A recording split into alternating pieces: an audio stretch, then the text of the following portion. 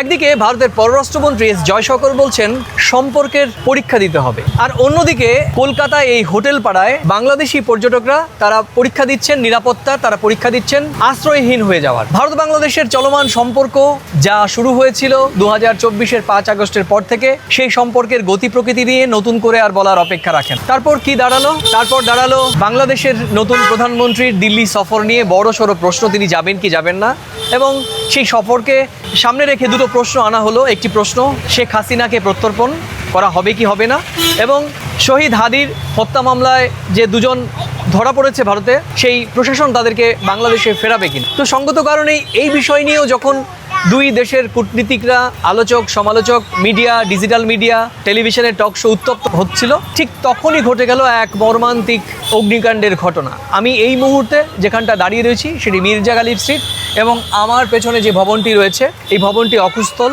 এবং এই ভবনেই 19 তারিখ অগ্নিদগ্ধ হয়ে আমাদের দুজন সহনাগরিক, ভারতীয় দুই নাগরিক সহ প্রাণ হারিয়েছেন বাংলাদেশের 7 নাগরিক পর্যটক, যারা চিকিৎসার প্রয়োজনেই ভারতে এসেছিলেন। এবং তাদের মধ্যে দুর্ভাগ্যজনিতভাবে এক সাংবাদিক, আমাদের গণমাধ্যম কর্মী, আমাদের পরিচিত দেবাশিস দত্ত, তার পরিবারকেও অগ্নিদগ্ধ হয়ে মৃত্যুর কোলে ঢলে পড়তে হয়। এরপর কি আমরা ছবিটা দেখলাম? এরপর ছবি দেখলাম পশ্চিমবঙ্গের প্রশাসন নড়ে চড়ে বসলো। এই হোটেলটিতে, এই ভবনটিতে, 4 তলার এই ভবনটিতে 10খানা আবাসিক হোটেল ছিল।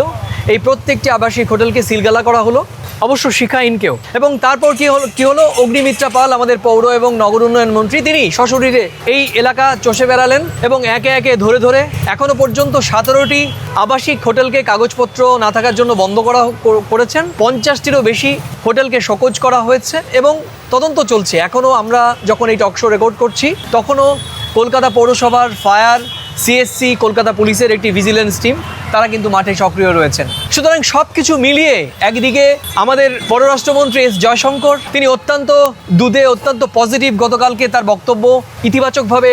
আমার মতো একজন ভারত বাংলাদেশ সম্পর্ক নিয়ে যে প্রায় 2 দশক কাজ করি, আমার কাছে তো এস জয়শঙ্করের যে বক্তব্য সেটি খুবই ইতিবাচক মনে হয়েছে। যে তিনি কি বলেছেন? তিনি বলেছেন শুধু আমাদের স্বার্থ নয়, প্রতিবেশীদেরও কি স্বার্থ আছে সেটিও বড় দেশ ভারতের, সেটিও দেখতে হবে, এবং সম্পর্ক হবে পারস্পরিক পরীক্ষার মধ্য দিয়ে। আজকের পুরো আলোচনা জুড়ে এই সমস্ত বিষয় নিয়ে আমরা কথা বলবো, এবং আমাদের সঙ্গে রয়েছেন কলকাতার একজন সিনিয়র সাংবাদিক, ভারত বাংলাদেশের সম্পর্ক নিয়ে কাজ করেন দীর্ঘদিন। আমাদের সঙ্গে রয়েছেন সাংবাদিক শীর্ষেন্দু চক্রবর্তী।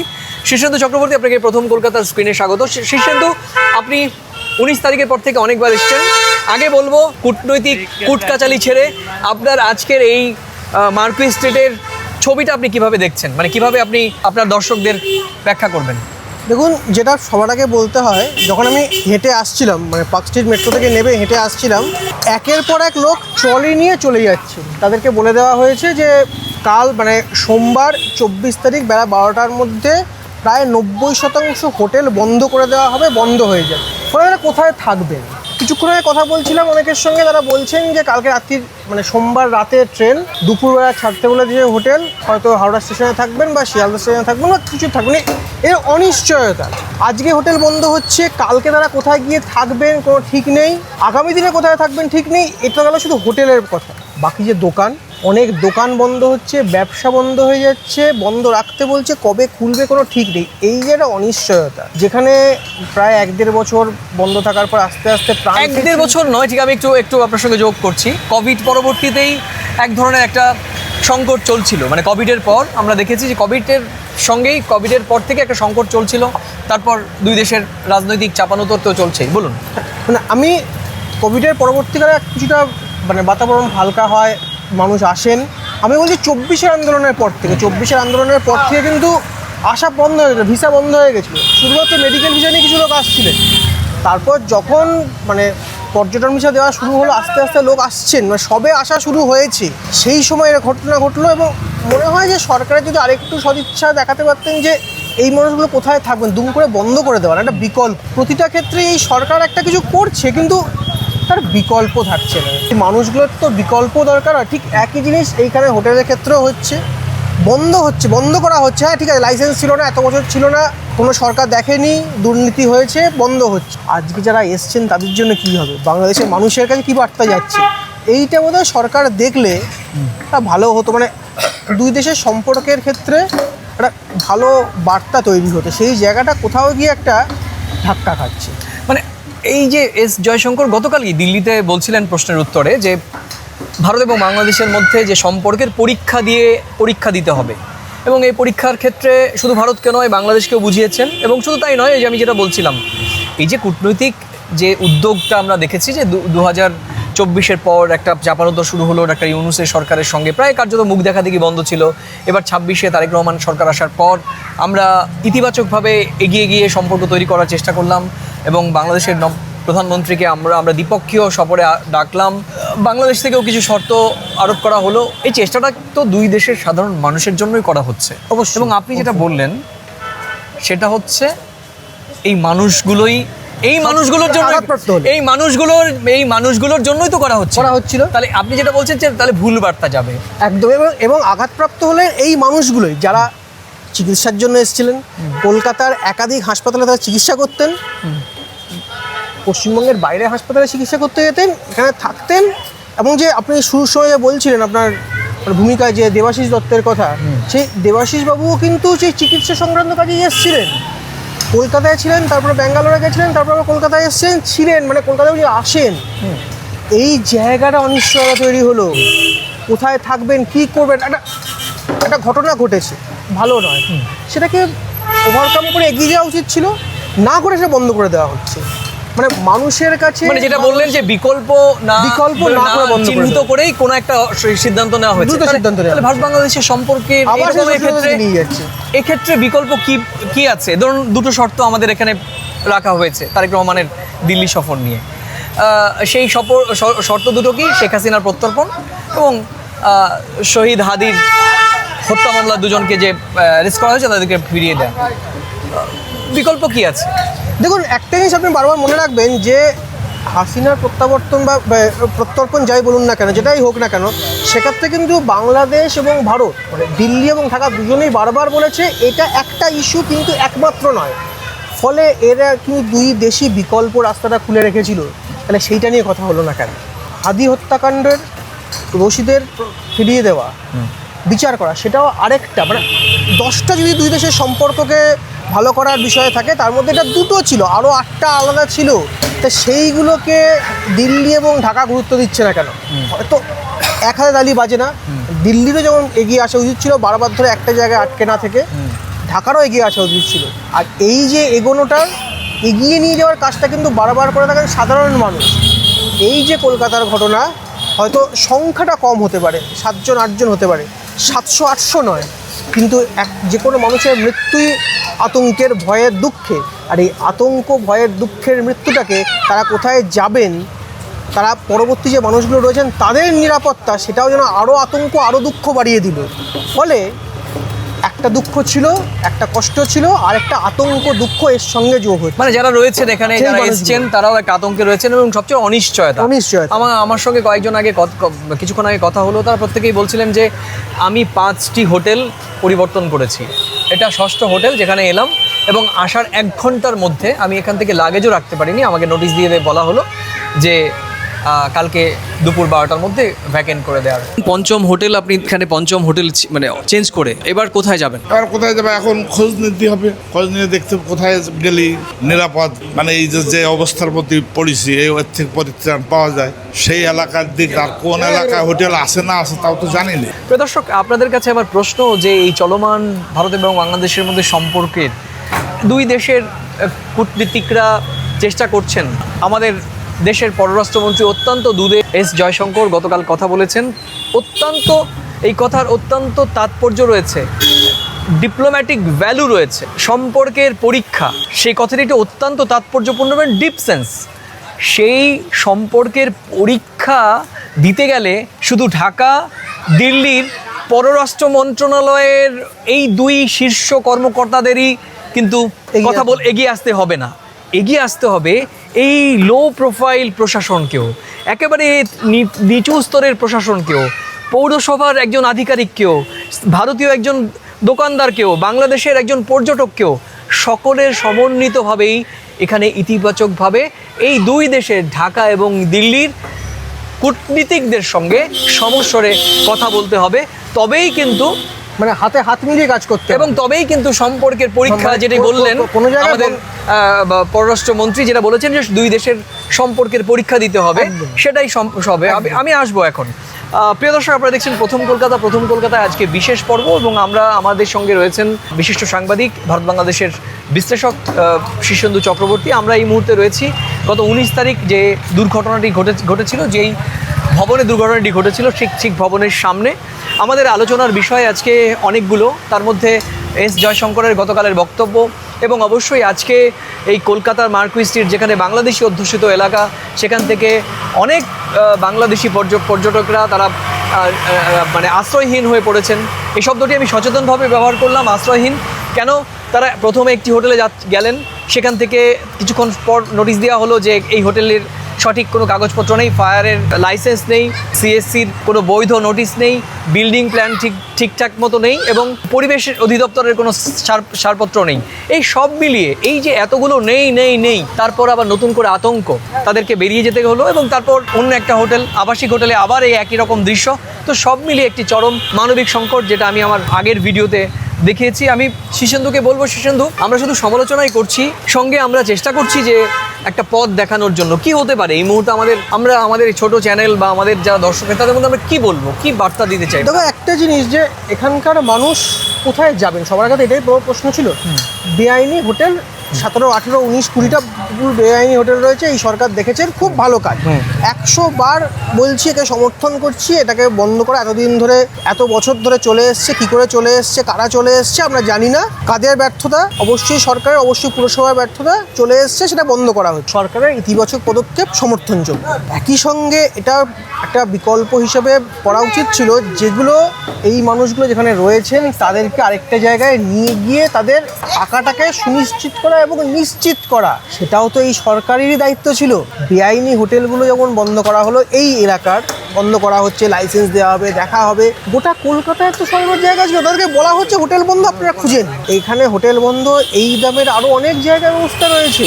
গোটা কলকাতায় তো হোটেলের অভাব নেই, সেই জায়গাটা কেন আলোচনায় এলো না? বন্ধ করে দেওয়া হলো, বার করে দেওয়া হলো। মানে বিকল্প একটা নির্দিষ্ট জায়গা বার করা উচিত ছিল, যে এই একটা তালিকা প্রকাশ করা উচিত ছিল, যেটি আমি গতকালকে আমার টক শোতে বলেছি, যে এই বাংলাদেশি পর্যটকেরা যারা এখন এই হোটেল থেকে ওই হোটেলে যাচ্ছেন, তাদের সামনে একটা তালিকা থাকা উচিত যে আমরা এই হোটেলগুলোতে থাকবো, এবং এই হোটেলগুলো নিরাপদ এবং শতভাগ কাগজপত্র রয়েছে। বা এখানে যদি না হয়, মানে অন্য আরো জায়গা রয়েছে, বিমানবন্দর, রেল স্টেশনের কাছাকাছি অনেক হোটেল রয়েছে। হ্যাঁ। তারা বলতে পারতেন, মানে সরকারের ব্যবস্থা করতে পারতো যে একটা হেল্প ডেস্ক করা থাকলো, যে আপনারা এখানে যান। এবং এই জন্য আমি মানে বারবার এর আগেও একবার বলেছিলাম যে বাংলাদেশ উপদূতাবাসের অনেক ভূমিকা থাকে। একদিন উনি এলেন, কথা বললেন, তা ওনারও এগিয়ে আসা উচিত ছিল যে ওখানকার মানুষ কীভাবে কোথায় থাকবেন, কি করে থাকবেন, তারাও কিছু জায়গা বলতে পারতেন।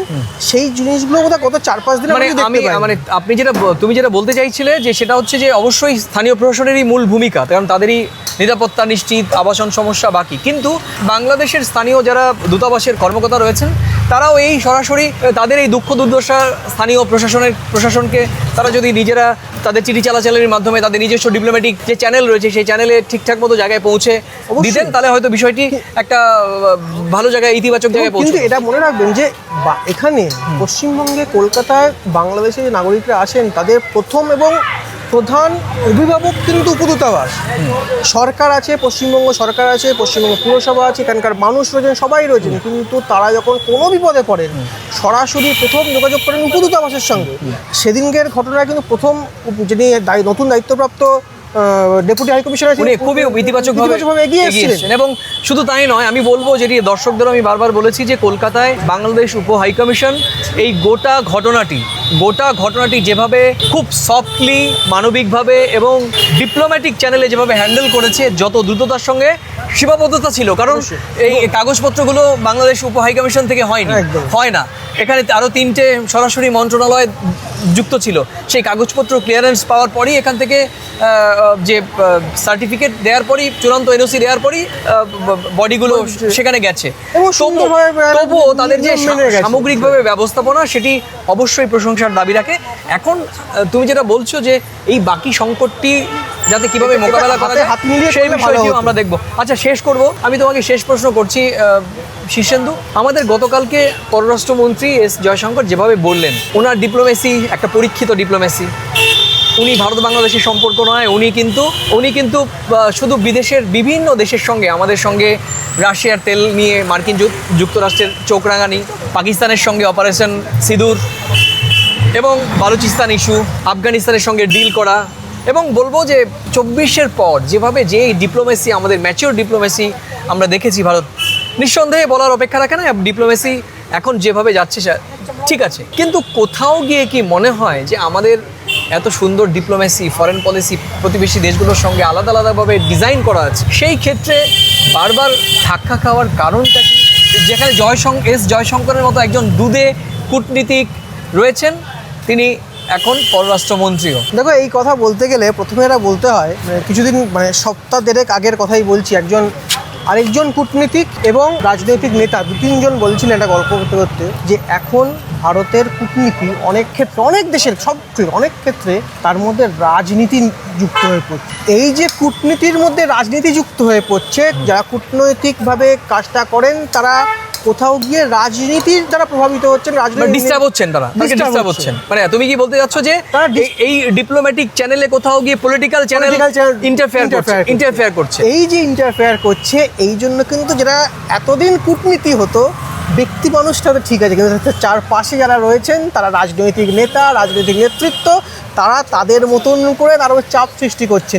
ডিপ্লোমেসি তো বিজ্ঞানের উপর দাঁড়িয়ে হয়, মানে একটা অঙ্কের উপর দাঁড়িয়ে হয়। এই জায়গাটা রাজনীতি খেয়ে নি, এইটা বোধহয় এই সমস্যাটাকে তৈরি করার জন্য অন্যতম। তাহলে কি আমি বলবো যে গতকাল এস জয়শঙ্কর যেভাবে বলেছেন যে সম্পর্কের পরীক্ষা দিতে হবে, সেখানে কোথাও গিয়ে তার মধ্যেও কোথাও একটা চরম একটা সিদ্ধান্ত নিয়েছেন, বা উনি বুঝতে পারছেন যে এই দুই দেশের মধ্যে বর্তমানে যে অবস্থা, তাতে সম্পর্কের পরীক্ষা অনিবার্য? দেখো, এটা তো সময় বলবে এবং দিল্লি বলতে পারবে, তবে একটা জিনিস বলতে হয়, উনি 7 দিন আগে যা বলছিলেন, কোথাও গিয়ে মনে হলো কালকের বলাটা একটুখানি চেপে গেলেন না, খুলে বললেন। মানে এই যে সম্পর্কের পরীক্ষা, প্রতিবেশীদের কিছু বলার চেষ্টা করলেন কিন্তু বললেন না। মানে আমি বলবো যে খুলে বললেন, কারণ সম্পর্কের পরীক্ষা দিতে হবে। 1-2 একদম কোট আনকোট উনি বললেন যে প্রতিবেশীদের স্বার্থকেও গুরুত্ব দিতে হবে। কারণ একটা বার্তা দিলেন, যারা রাজনীতি, যদি আমি আমার আগের কথাটাকে আমি আবার জাস্টিফাই করি, যে তিনি বললেন, যেটা ভালোভাবে অভিযোগ উঠছে যে রাজনীতি প্রভাব ফেলছে, যে রাজনৈতিক নেতারা প্রভাব ফেলছেন, তাদের ওপরে বার্তা দিলেন যে ভাই তোমরা যা করছো তাতে খুব একটা ভালো দুদিনের সম্পর্ক খারাপ হচ্ছে, এবং ডিপ্লোমেসিটা আমরা কোথাও অসহায়। এবং দেখুন, একটা জিনিস খুব বারবার মনে রাখতে হবে, তারেক রহমানের আশা প্রায় নিশ্চিত হয়ে গিয়েছিল, এবং নিশ্চিত হয়ে গিয়েছিল বলে যেটা একটা দেশের সর্বোচ্চ জায়গা রাইসিনা হিলস, রাষ্ট্রপতি ভবন, তারা অনুষ্ঠানের একদম নোটিফিকেশন করে দিয়েছে অনুষ্ঠান এগোবে, সেই জায়গায় বন্ধ করতে হলো। তার মানে কি বিষয়টা এগোচ্ছিলই ঠিকঠাক, কোথাও গিয়ে কূটনীতির মধ্যে কিছু একটা ঢুকলো, রাজনীতি। একই রকম ভাবে আমি শুধু এক পেশে বলতে চাই না শীর্ষেন্দু, এই দিকটা কিন্তু ওই উল্টো পিঠও আছে। ঢাকা থেকেও বিষয়টিকে খুব যে ইতিবাচকভাবে ডিল করা হচ্ছে, সে বিষয়টি কিন্তু আমার বিশ্লেষণে হচ্ছে না। তারাও মনে করছে যে বিষয়টিকে পুরো বলটাই দিল্লির কোর্টে ঠেলে দিই, এবং সিনার প্রত্যর্পণ আবার শহীদ হাদির তারা মুখে বলছে যে 10টা ইস্যুর মধ্যে এটা দুটো ইস্যু, বাকি 8টা থাকে। কার্যক্ষেত্রে দেখা যাচ্ছে ওই দুটোই আসল হয়ে যাচ্ছে, বাকি 8টা থাকছে না। সবিরোধিতা এখানে রয়েছে। দুই দেশই, দুই কূটনৈতিক নেতারাই মুখে এক বলছেন, কিন্তু পলিটিক্সে গিয়ে কোথাও আটকে গেছে। ওখানেও বাধ্যবাধকতা রয়েছে, বিএনপির বাধ্যবাধকতা রয়েছে, জামায়াত এবং এনসিপি অবশ্যই, আর আমাদের এখানে বাধ্যবাধকতা রয়েছে বিজেপির। এবং এর জন্য আলটিমেট ক্ষতিগ্রস্ত, আহত, নিহত, আক্রান্ত হচ্ছে, এবং এদের কিছু ভ্যালু নেই। আলটিমেটলি এখন যা হচ্ছে যে এই মানবিক সংকট, এই ক্রাইসিস, এই মানুষের মৃত্যু, বা একটা নতুন কোনো সংকট হলো, এই ভিসা না পাওয়া দীর্ঘদিন, কোনো ভ্যালু নেই। তাহলে আমরা দুই দেশের সম্পর্ক নিয়ে চিৎকার করছি কেন? দিনের শেষে আক্রান্ত হলেন যে সাধারণ মানুষ। প্রিয় দর্শক, আপনাদের কাছে এই প্রশ্নই, যে আমরা যারা রোজ প্রথম কলকাতার পক্ষ থেকে আমরা যারা রোজ ভারত বাংলাদেশের সাধারণ মানুষের সম্পর্ক বিনির্মাণ করার জন্য চিৎকার করছি, গলা ফাটাচ্ছি, বিভিন্নভাবে রোষানলে পড়ছি, তারাও এক সময় গিয়ে কোথাও ক্লান্ত হয়ে পড়ছি। কারণ মনে হচ্ছে এই আমাদের সাংবাদিক বন্ধু শীর্ষেন্দুর বক্তব্যেই যে কূটনৈতিক বিষয়টি কোথাও কূটনীতির মধ্যে রাজনীতি ঢুকে পড়েছে, এবং কোথাও গিয়ে এই কূটনীতিটা বিধ্বস্ত হচ্ছে বা বাধাপ্রাপ্ত হচ্ছে দুই দেশের কূটনীতি। আমি কিন্তু কোনো দেশের কূটনীতিকে বলছি না, দুই দেশের কূটনীতি কোথাও গিয়ে স্থানীয় রাজনৈতিক বাধ্যবাধকতার কাছে জিম্মি হয়ে পড়ছেন। তো আজ এ পর্যন্তই, আবার দেখা হবে নতুন কোনো প্রাসঙ্গিক প্রসঙ্গ নিয়ে। ততক্ষণ ভালো থাকুন, সুস্থ থাকুন, সবাই নিরাপদে থাকুন। আর এই বিশ্লেষণের কোন অংশের সঙ্গে আপনি সহমত, কোন অংশের সঙ্গে আপনি ভিন্নমত, বা পুরো আলোচনার সঙ্গে আপনি সহমত বা ভিন্নমত হতেই পারেন, আপনার মূল্যবান মন্তব্য আপনি প্রতিদিনকার মতো মন্তব্যের কলামে লিখে জানাতে পারেন। আর ভিডিওটি ভালো লাগলে নিজেদের মাঝে শেয়ার করে দেওয়ার অনুরোধ রইল। নমস্কার।